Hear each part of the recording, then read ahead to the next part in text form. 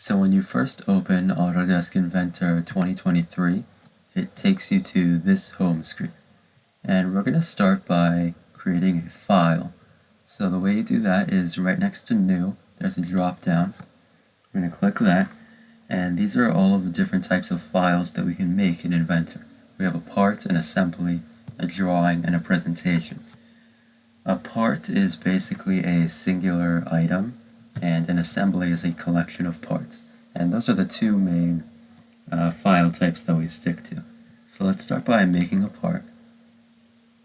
And it takes us to this UI, which is it's mostly the same UI, no matter the file type. So even if this was an assembly, it would look the same.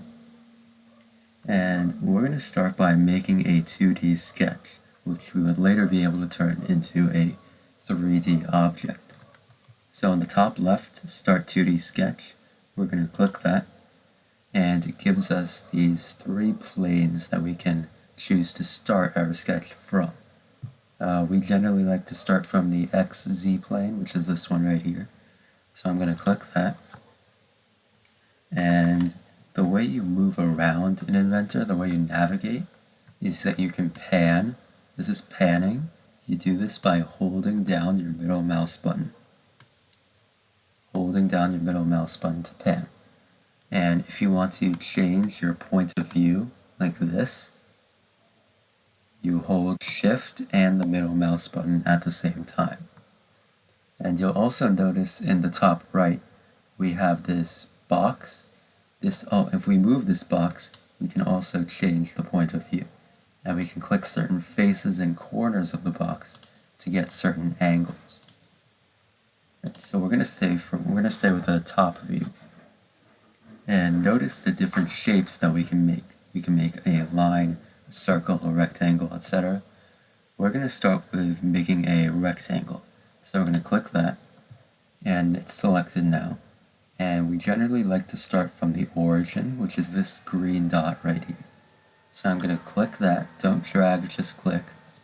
And now we can choose the size of our rectangle. If you'll notice how 5.157 is highlighted, the height of the box, we can change that. Say we wanted it to be 3 inches high, use type 3.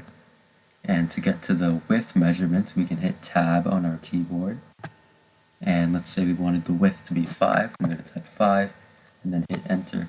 And now we have this little rectangle.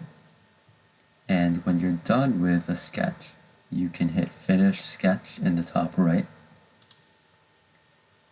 And we've left the sketch. Let's get a top view.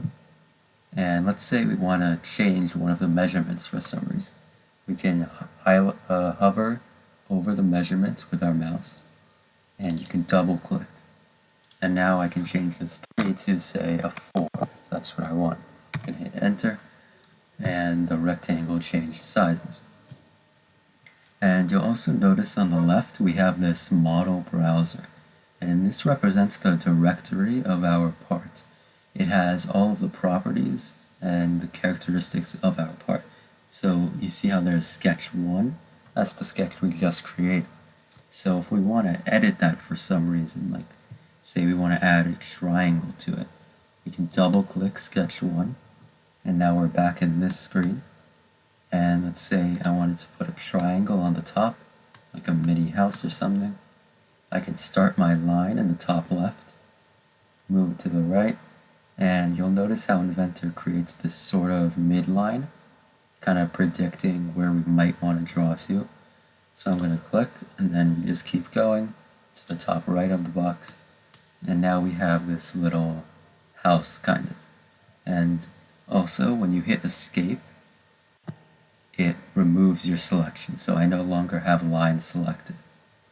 And we're done with the sketch, so I'm going to click Finish Sketch. And perfect timing, Inventor is reminding me to save, which is very important. You can save by clicking Control S or by going to File, Save. And you can save it wherever you want. You can rename it here. I'm not going to bother. Just hit Save. And on the bottom where these tabs are, you can close out this part because it's saved. And we're back at the home screen, and we're done.